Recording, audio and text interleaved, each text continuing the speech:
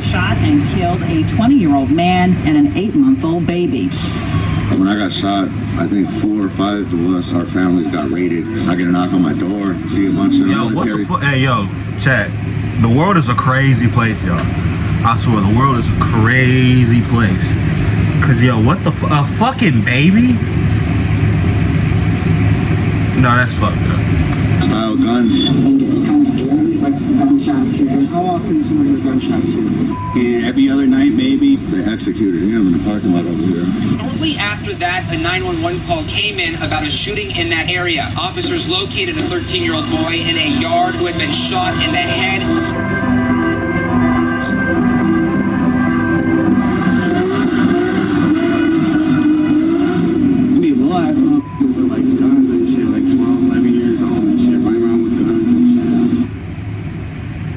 Let's cover how the Little Earth Housing Project came to be. The Indian Relocation Act of 1956 was signed into law, and the intent of the bill was to encourage natives to leave the reservations, go into the cities, and, quote, assimilate into society. When this was signed into law, thousands of natives flocked from the reservations to the cities under the promise of a good-paying job and economic mobility. Many natives from Midwestern tribes, like the Lakota, for example, relocated to the city of Minneapolis. These folks were paid to leave their reservation, but once they got to the city, they found themselves cut off from the support system of family and community that their reservation had provided. In 1973, the Little Earth Project was founded as a response to the housing discrimination that many natives faced. Although not officially a reservation, the 90% native population of Little Earth lead many to perceive it as such. The nearly 2.5 square mile housing project is home to 1,500 people, and over 39 different tribes are represented in this population. This is a place of yin and yang, in which it has both a very tight-knit community, but also frequent violence and chaos. The instability is not surprising when you consider the high rates of unemployment, alcoholism, and the fact that 94% of the population is living under the poverty line. Today, we go boots on the ground on Little Earth, the only native housing project in the U.S., and we move through the neighborhood, talk through the residents, and get a feel for what everyday life is like. Let's dive in.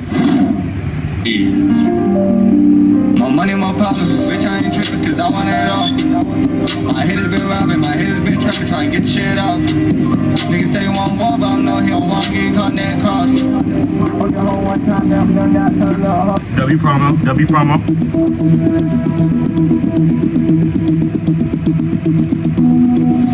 Charlie. Great, how you doing? Nice to meet you. How are you? Doing good, bro. Hey, what's up, bro? That is all real. Nice to meet you, bro. Nice to meet you, too. Well, I've been waiting for, opportunities to spotlight my neighborhood here. Yeah.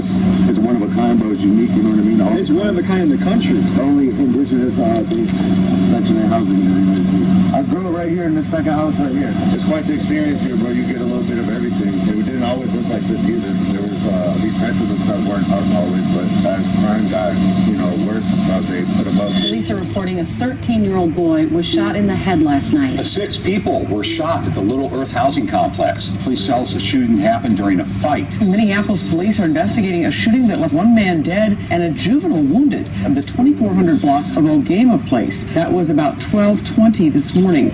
Yo, the world is becoming a crazy place, y'all. It's been crazy, but this shit's getting more worse by the fucking day. And all I gotta say is keep God in your life, bro, because it's gonna get hectic. It's gonna get hectic.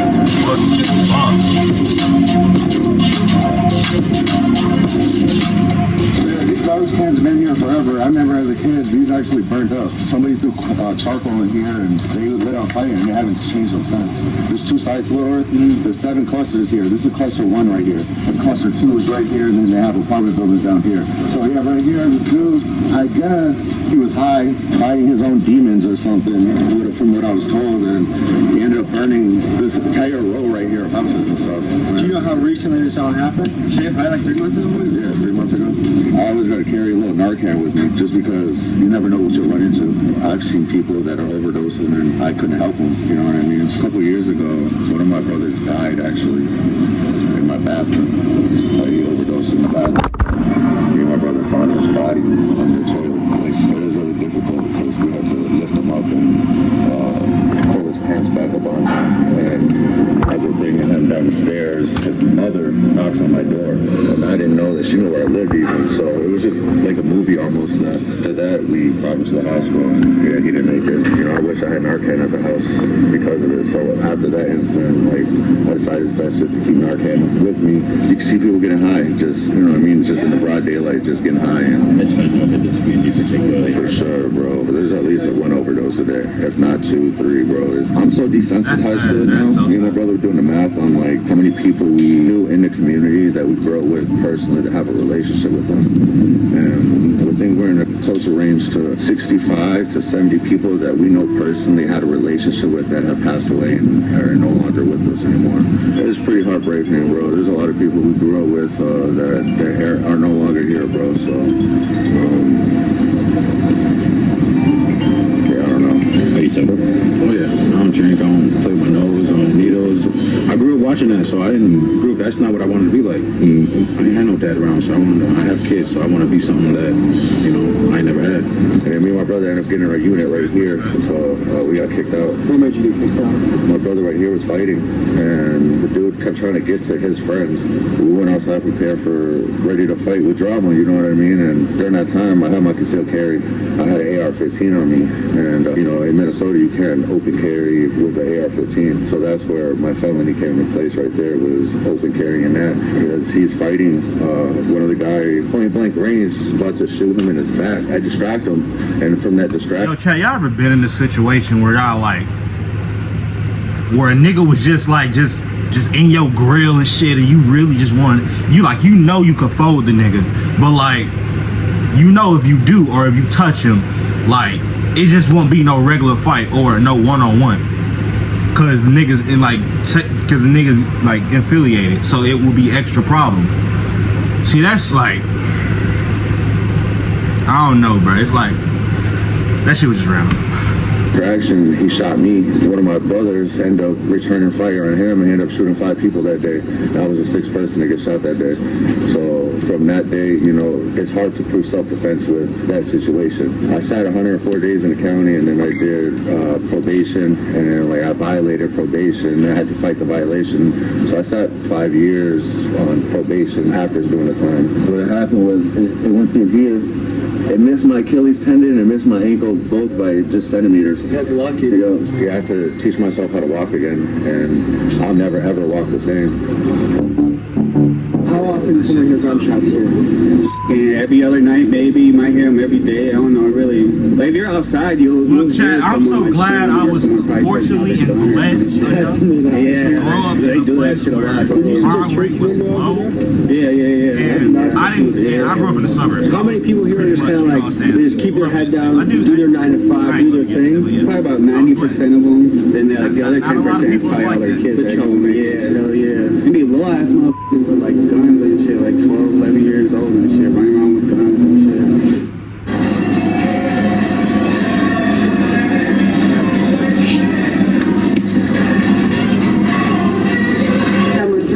Grandma, I stay at home. I'm raising her. My father always time I'll probably have her till she's 18. Come on, Victoria. Grandma Rose was kind enough to invite us into her house as she was making lunch for her great-grandkids. I always enjoy talking with the elders of the community, and here's what she had to say. How long have you lived in Little Earth? Okay, when I first started kind of spending, my daughter lived on the corner end here. She was here for like about 12 years. I had stayed with her for probably a little over a couple of years, and then I got my own place, and I lived over at Phillips Tower. And then Little Earth gave me a call and said they had a place open for me. Oh, she's gonna get on a waiting list to make it to Little Earth. Yeah, she takes almost 5 years, I think, to get in here. And what was it like getting that call that you got in? I was so happy because we really feel a lot more safer here with the people. They really watch out for the elders and stuff. I was like in my 50s when I moved in here. I'm almost 70 now. Little Earth is a unique spot, right? There's nowhere like this in the country. Yeah, we have a lot of different tribes here. What tribe do you trace yourself to? I'm from Grand Portage. Like a couple of my grandsons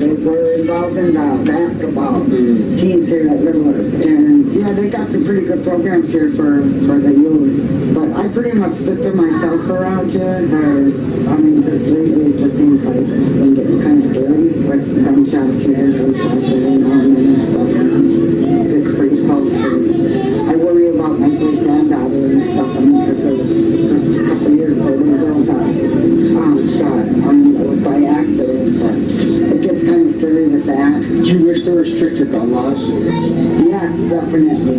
There's too many young kids with that, you know, I mean, with the teenagers. Yeah, no lie, the gun laws, like the gun laws nowadays is getting like very fucking like fucked. Cause there's a lot of fucking kids, mainly my age and lower, fucking, well I'm 18, but my age or lower, fucking out here carrying rifles to fucking pistols to fucking AR, like what the fuck? Like nigga, go read a book. Like half y'all niggas out here gang banging and shit, trying to think murder, drugs, sex, all that shit is fucking cool. No, it's not. That shit's not cool at all. And you need to get y'all life together, because y'all don't, y'all in for a rude awakening. I'm telling you, it doesn't end well. Stealing by, you know, Shit like basically this. when I heard on the news, the kids and I don't know, other guy that's pretty typical of that. And they're just getting like a slap on the wrist with the law. Like, what should be the punishment for a kid if they steal? What I think, when I grew up, I was What should be the punishment for a kid who steals a gun? I think they should have a thing to where they have kids, not necessarily jail or prison, but somewhere in that state, but stealing a gun, I would say give that nigga about like 3-4 weeks. If they don't turn this shit around, double it the next time. Give them a taste, cause they gonna get it, cause by doing that you giving them a taste, inch by inch, of what prison life is gonna be like. If they keep going down that path, then clearly they're not gonna change, or they're too stubborn to change, and they're gonna end up there in the first place.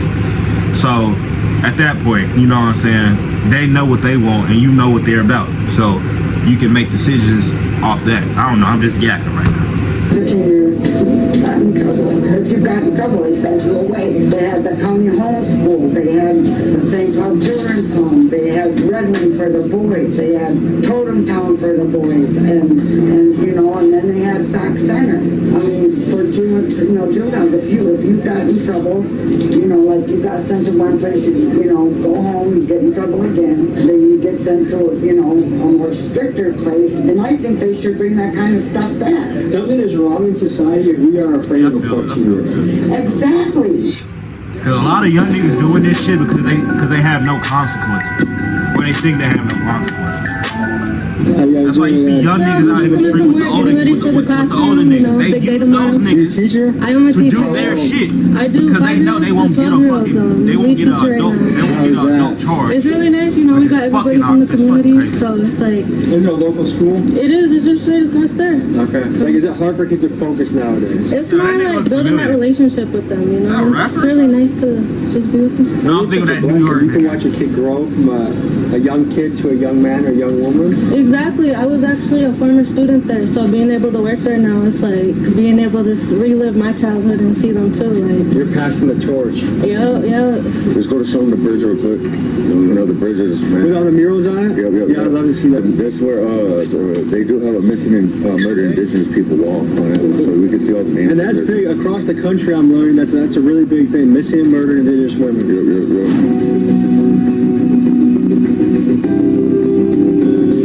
So right here, this is the rear office right here. This is where like they keep the statistics over here. Chad, if y'all had a choice of a BBL, would y'all get it? Comment down below.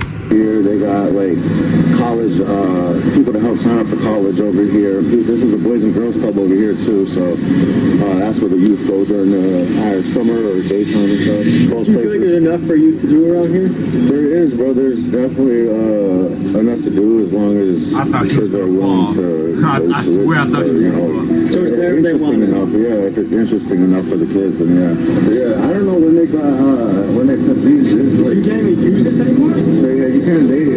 People get high right here, bro. This is where you get high at, bro. Like, you're rolling up or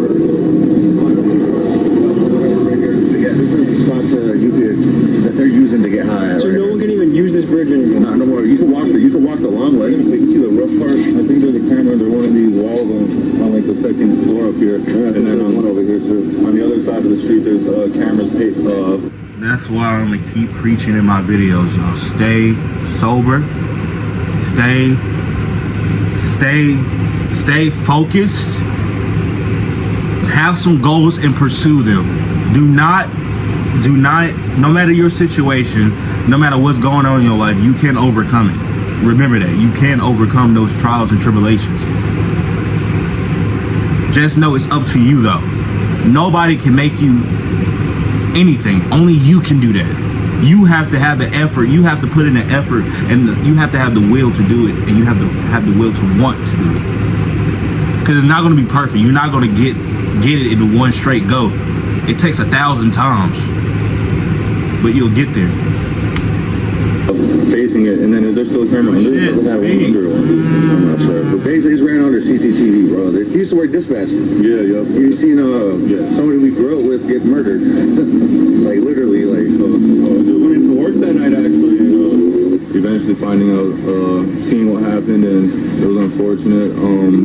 Somebody got murdered on the other side of the street by these apartments. I never seen someone take death like that. They knew he was gonna die. Yeah, he just sat down and they point blank executed him. Yeah, basically, yeah. But if I'm being honest, he really accepted death, and that was crazy. That was happened in 2018. That was March 24th. How long did you do that job for? I was only dispatcher there for about maybe a month. You couldn't take it anymore after that? It wasn't that. They stopped.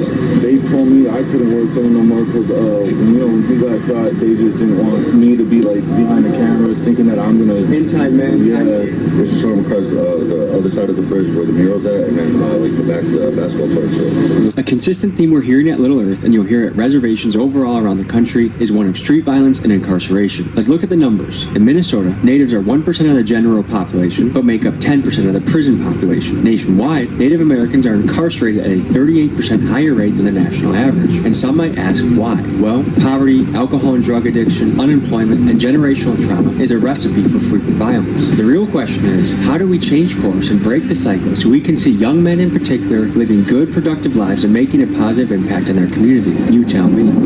So, you just got out. How long did you serve? That's a long time. What'd you go away for?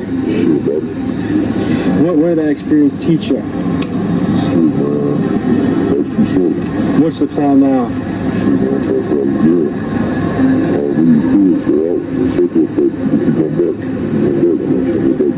I guess, are you trying to get a paper job, or are you going to try and just keep it low key in the streets, or what's your plan from there? The good thing though, you still are very young. I'm young too, and you can write a new chapter. You know what I mean? And one chapter can look very different from the next. Well, I know you said you're trying to get it. I appreciate you sharing your story. Thank you, man. Thank you. I respect his eyes looking around. Are things hot right now? I respect what he does. Okay. It's just, bro, being in this neighborhood, bro, it's just, he hasn't been here 9 years, you know what I mean? He's institutionalized. Yeah, bro, exactly. That's institutionalized, bro, for being gone 9 years. I can only imagine what he's feeling after that. And he's less than a week out, right? 4 days, I believe, yeah. So he's just, things are, like, he's in a big adjustment period. 4 days out, straight out. 9 years? 9 years, that nigga, bro, bring that nigga to a fire restaurant. Give that nigga some good grub. I swear that's gonna change his life. Yeah, it's a long time. Dude, a week in jail.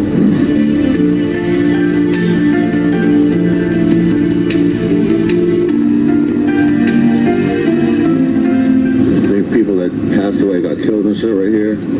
Ivan, I think, they executed him in the parking lot over here. Damn, they just executed niggas? What the fuck? He's already 27, so when it happened, like 22, 2000, so you're 22? Almost? Oh yeah, he was 22. That's just sad though, regardless, you know what I mean? Like, these are the people I grew up with, literally, and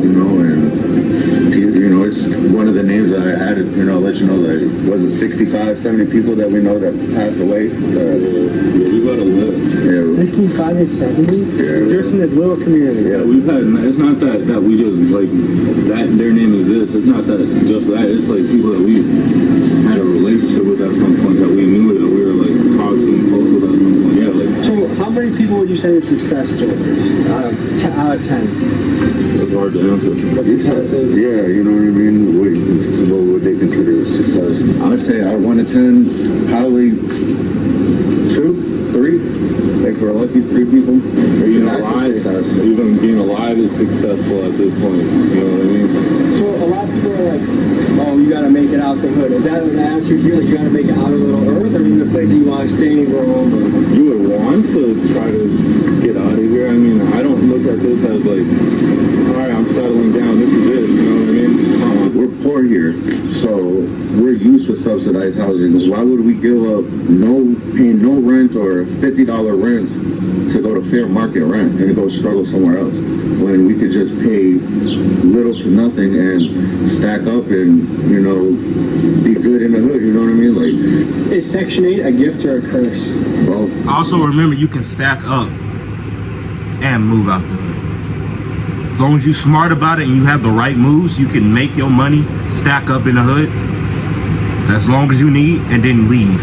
And then if you need to take your people, get yourself out, make sure you're straight, then get your family out and make sure they're straight. That's how you do it. It's a gift if you use it the right way, you know what I mean? You're able to stack your money up, do what you need to do for your family and use this help and get out. But it's a curse because you get so comfortable and used to living like that. It gets to be a cycle and it doesn't stop. And it starts from, you know, drinking and then just experimenting with other drugs and shit, you know, seeing how open drug use is here that these kids are so exposed to it and they think it's right. They're used to it. There's kids 10, 11 years old getting high off Fetty now, you know what I mean? And that shit. 10 years old? Yeah, bro, it's sad. Even younger than that, bro. But yeah, bro, just like if you look around, bro, there's needles everywhere, bro. There's needle counts, bro, needles. If you look in there, there's some all up in there. Would you classify yourself as an OG? OG. I can tell. You got the style. Oh, each generation that goes on, culture slips away. Like, I'm Polish, but I retain no Polish heritage. Do you feel like it's slipping away in the native community too? In some areas, but there's a lot of programming. There's a lot of community members out here keeping it strong and all that stuff. Oh, look, fresh. Brass knucks, though. Look at, oh, that boy got the... Look, bud. You mentioned going to the Indian Center? Yeah.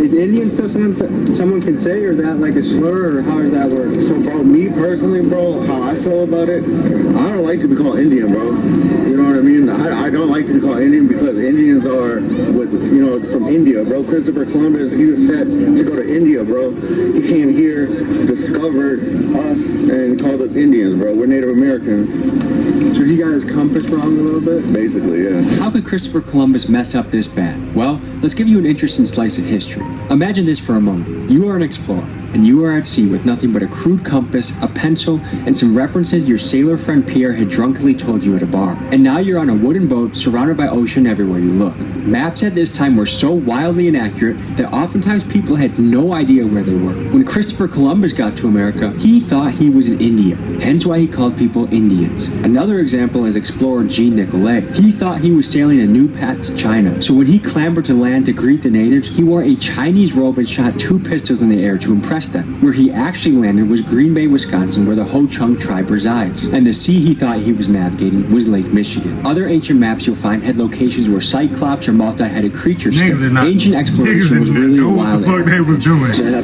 They were just shooting and hoping it went in.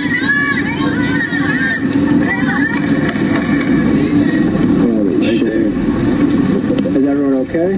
Yeah, well, my cousin got shot. That's wild, dude. My sister recorded that. I lost my video because they banned my Snapchat. But I was right here. We ran this thing. Do you have adrenaline pumping through you? Yeah. Dude, that's where you get the shakes afterwards.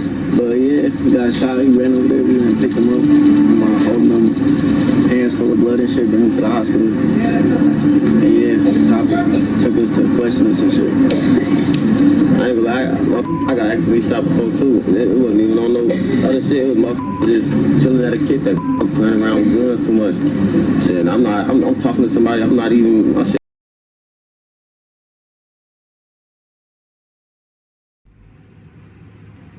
I bet. It's on my mind like, nigga, you ain't even check yourself. I'm like, damn. What? That's damn. And that was just on some chill shit. Wasn't nothing my family, you know what I'm saying? So like, It happened. Anything happen anytime. It's pretty crazy. And where were you hurt? Yeah, I had to do 3 hours in surgery in Minnesota, and then they couldn't even finish it, so I had to fly me over to North Dakota. My stomach cut up and then finish another 3 hours over there. Go tell my mom name. 612, that's where I'm from. Is this relatively new? Yeah. That's why I'm feeling this. How do I feel on the fingers? Can you rough? Yeah, that's what Yeah, the fingers are right. Oh, the big yet. Who I like? What's your earth one? That's me. You feel me? I'm a king. I'll be past here, getting to my money. Who's Ben? That's my little cousin, RP Ben. He passed away in the car accident. You feel me? I keep him on my wrist. He's my guardian angel, always protecting me, looking over me. Along with my Uncle Keith, you feel me? My guardian angel, always make sure I'm good. Look over me. And this shit is getting spooky. Pop up like a movie. Put you in the casket, then I blast it. Pop up like it's magic, nigga. Let you